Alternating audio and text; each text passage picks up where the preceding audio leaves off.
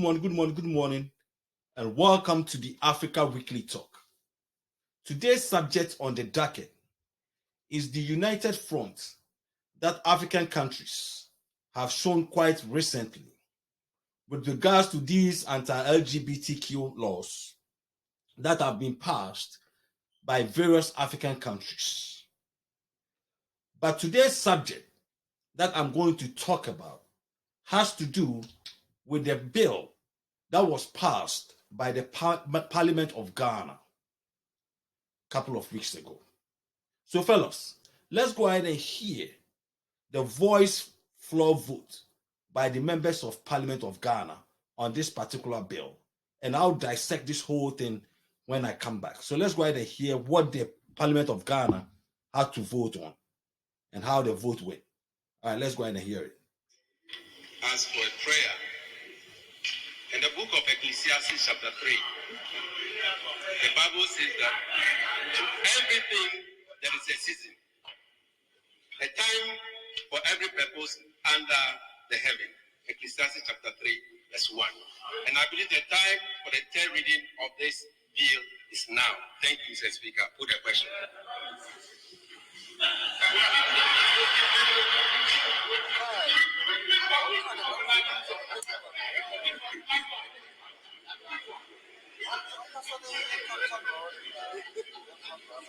I'm going to put a question.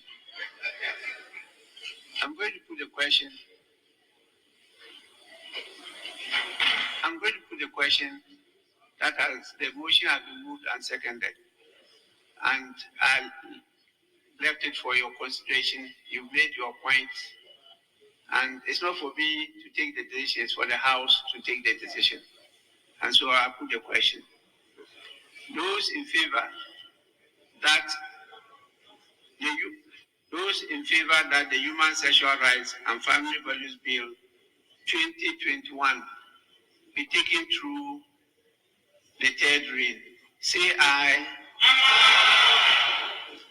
Those against, say no. Honorable members, the ayes have it.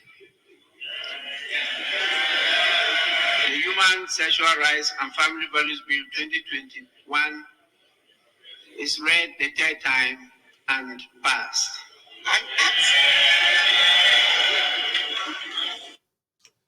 All right, fellas, you heard the Speaker of Parliament calling the final vote on the bill that passed unanimously by the members of Parliament of Ghana.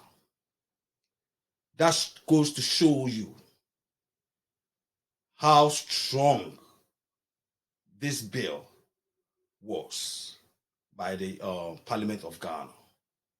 Because at the end of the day, these are the representatives of the citizens of Ghana. And this also goes to show where the citizens of Ghana stand on this issue. This bill that has been in the works for quite some time now, I think about 3 years, also faced strong opposition from Western countries. I mean, that's the saddest truth. It faced strong opposition and criticism from Western countries who don't live in Africa, who don't have the same African values. But they were the ones who have strong opposition on this particular bill because they believed that this issue was about human rights, which I beg to differ, just like many Africans also do. Quite recently, I remember about a year ago when the Vice President of the United States of America, Kamala Harris, visited 3 African countries, Ghana, Zambia, and Tanzania. And all these 3 African countries had one thing in common, which was this legislation that was pending in their parliaments. And she made her opposition to this bill be known to these 3 African governments. So for the Parliament of Ghana to stand firm and spearhead this bill through, that's an amazing and very impressive thing for the Parliament of Ghana to do. So kudos to the Parliament of Ghana for standing firm on this and preserving the African culture and tradition. But fellows, if you also look at this bill was basically put together and with the support of the Christian Council of Ghana, with the religious groups in Ghana, like the Catholic diocese, what do you call it, the Imam, the Muslim groups in Ghana, and various other religious groups in Ghana, as well as various religious groups on the continent of Africa who were all in support of this bill, just like they've been doing on the continent of Africa in regards to bills like this to protect the culture and tradition of Africa. I'm a staunch believer of people having the right to make decisions for themselves, have their personal lives separated from government intrusion and so on and so forth. So I believe in citizens having the right to do what they would believe is right for them in their own personal homes and so on and so forth. But I also believe that sovereign countries also have the right to chart the course that they believe is right for the citizens of their country. And so if the citizens of Ghana, as well as Africa, believe that they are not ready for LGBTQ values to be introduced into their various countries, then so be it. Because at the end of the day, this bill is about preserving and protecting the African culture and tradition.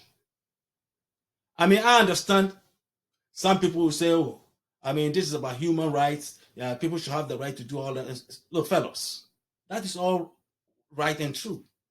You have the right to have certain lifestyle in your homes. But at the same time also, a sovereign country also has the right to pass laws that they deem is right to protect the interests and the citizens of that country. After all, we have polygamy societies in Africa. Every African country has polygamous society in there. We practice polygamy in Africa. Every African country has it. But we don't travel to Western Europe or America and tell America that you got to have polygamy society in your country because we are coming here. No, we don't do that. We come to America and we go to Western Europe and other countries and respect their laws and values. Because at the end of the day, it is their culture and values. And we have every right to respect that. And so we also in Africa expect that same respect from Western countries and other countries around the world when it comes to the values and traditions of the African culture. But unfortunately, Africa is seen as a push-around continent. It's seen as a push-around continent because of poverty, because of our leaders, corrupt leaders, always going around begging for money, begging for donations, asking for loans, and so on and so forth. And anytime somebody gives you money, somebody contributes to your organization, your country, donations, whatever, then they tend to think that they have control over what you do in your various African countries. And that is the saddest truth about this whole issue. Because this same bill that was passed by the Parliament of Ghana and has also been passed in various African countries, pretty much is in all of Middle East. They've had these bills in the Middle East for years. You go to countries in Asia, Southeast Asia, they also have similar bills down there. But you don't hear any threats from Western Europe and America to these countries about sanctions or imposing some hardships on their governments and so on and so forth. You don't hear that. But when it comes to Africa, because Africa is considered to be poor, and because Africa has been going around begging for money, going through the World Bank, IMF, they tend to perceive the African continent as pushovers. So more or less, they can dictate to us how we live our life, what we do in our various countries on the continent, which is the saddest truth. And this has to do with the way our leaders have handled our current situation in Africa. The level of corruption, the political systems, economic systems, and so on and so forth. And when you have a very bad, corrupt systems, this is what happens. So, unfortunately, this is how they perceive us. But one thing that I'm very proud of the Parliament of Ghana and other parliaments across Africa is that when it comes to the values and traditions of the African culture, they came together. They were able to bring these religious groups.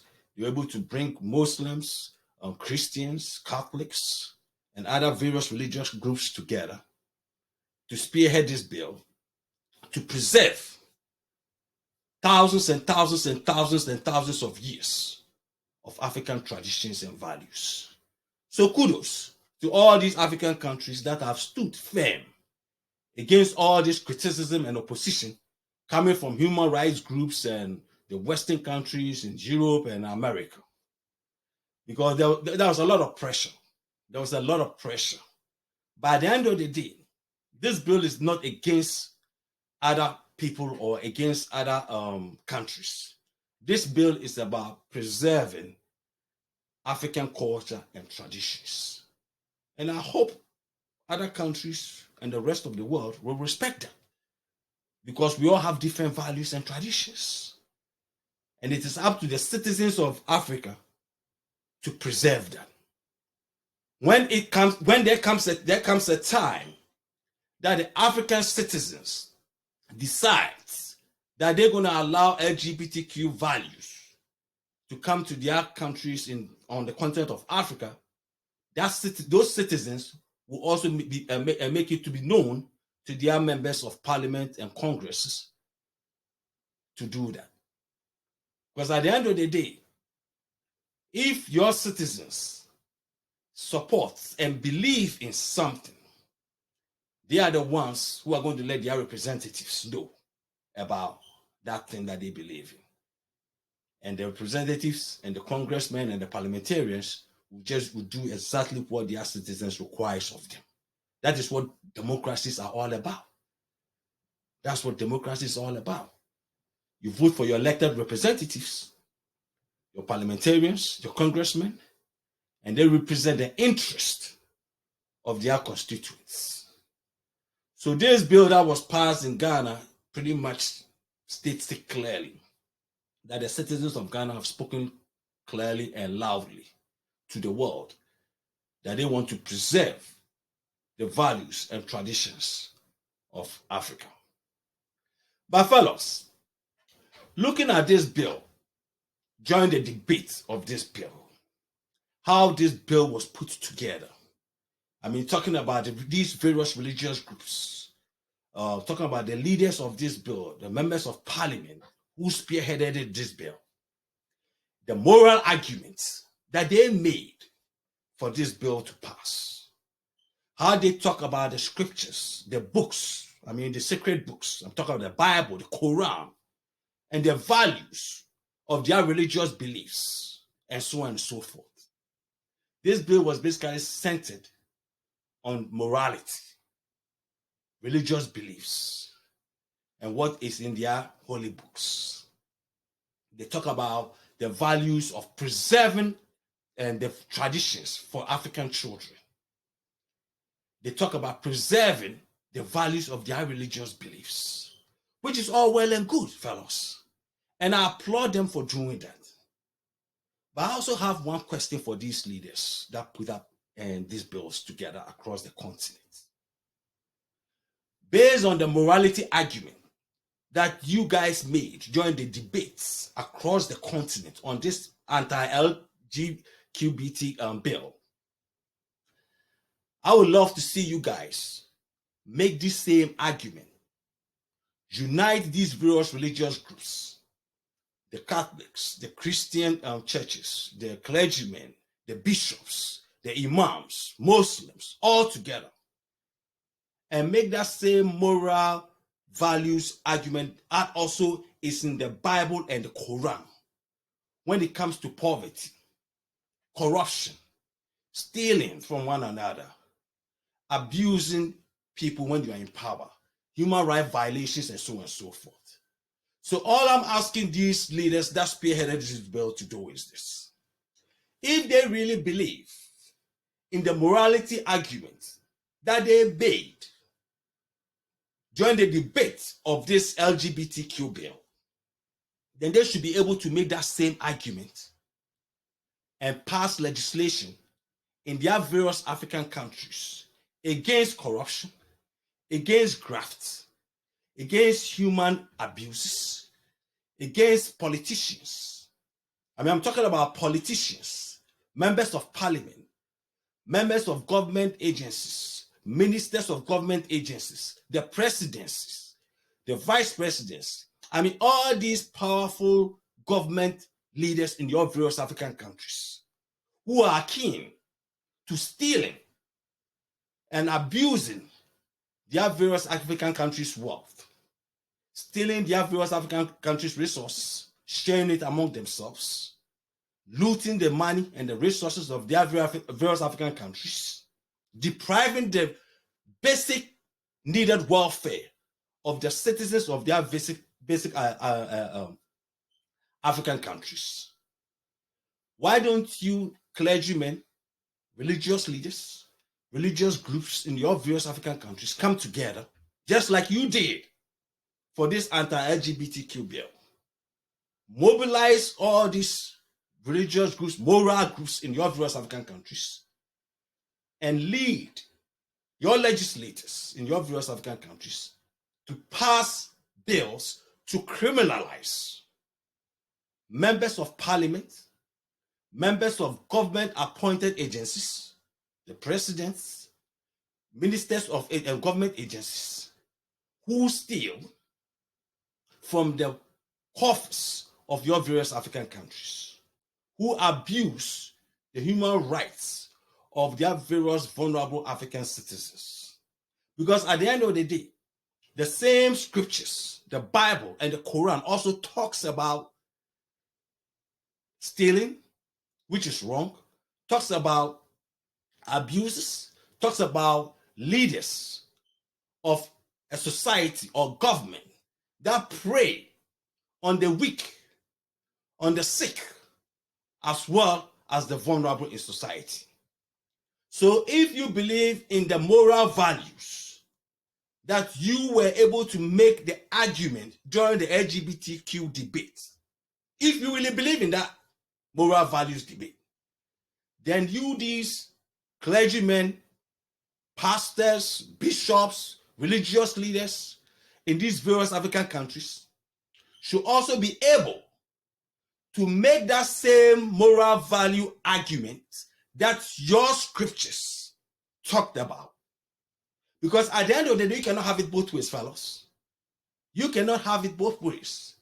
I'm tired of the hypocrisy of you guys who call yourself bishops, pastors, leaders of religious groups in these various African countries, who are just as corrupt as their politicians. But if you want to make a case against LGBTQ activities in your various African countries on the basis of morality, then you should also be able to make a case, same case, on the basis of morality against corruption, against graft, against crony capitalism, against members of parliament, members of Congress, members of government agencies, and political leaders in your various African countries, stealing from the very country's wealth that is supposed to be used to develop and build a country. Because at the end of the day, these politicians, corrupt politicians in your various African countries, have done worse, that have done moral damage to the children of Africa than LGBTQ people will ever do.